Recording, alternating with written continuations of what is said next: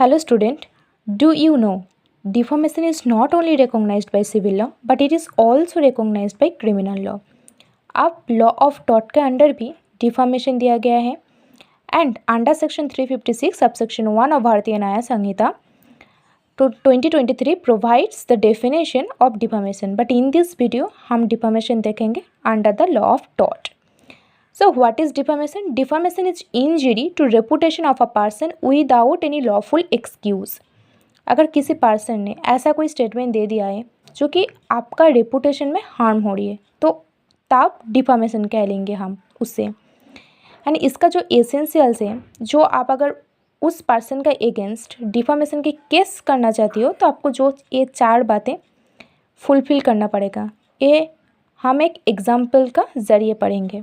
Suppose मेरा एक new town में एक शॉप है जिसका नाम है घोष प्रोडक्ट और आप जाकर बोल रही हो कि वो न्यू टाउन में जो शॉप है ना घोष प्रोडक्ट नाम करके उस शॉप से ना सभी प्रोडक्ट एक्सपायर है.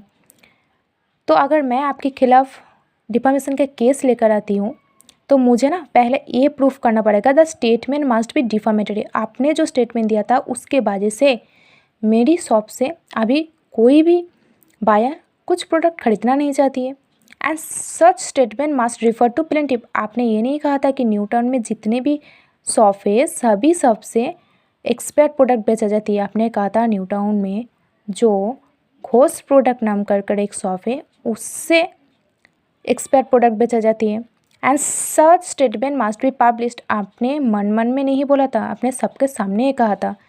And such statement must be false. मैं तो कभी भी एक्सपायर्ड प्रोडक्ट बेचती ही नहीं हूँ, आपने बस ऐसे ही बोल दिया.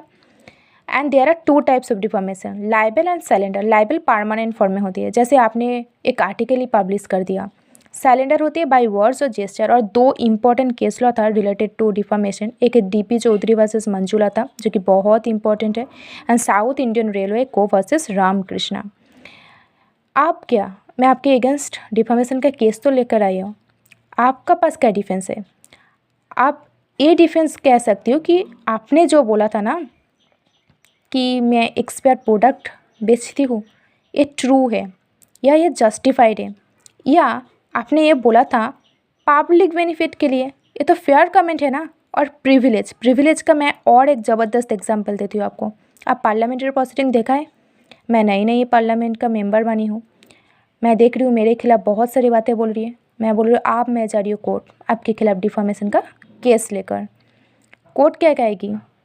कोर्ट बोलेगी आप डिफामेशन का केस कर ही नहीं सकती हो क्योंकि पार्लियामेंट में parliamentary proceeding during the parliamentary proceeding जितनी भी बातें बोलती है आप उस सभी बातों को लेकर किसी का भी अगेंस्ट डिफामेशन का केस नहीं लगा सकती हो.